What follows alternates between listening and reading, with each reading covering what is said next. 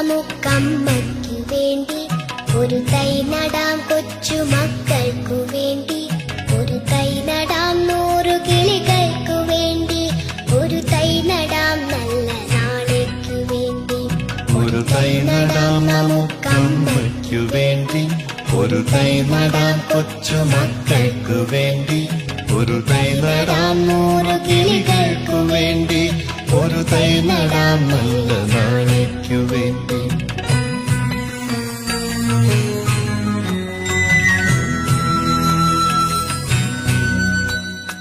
ഇത് പ്രാണവായുവിനായി നടുന്നു, ഇത് മഴയ്ക്കായി തൊഴുതു നടുന്നു. ഇത് പ്രാണവായുവിനായി നടുന്നു, ഇത് മഴയ്ക്കായി തൊഴുതു നടുന്നു.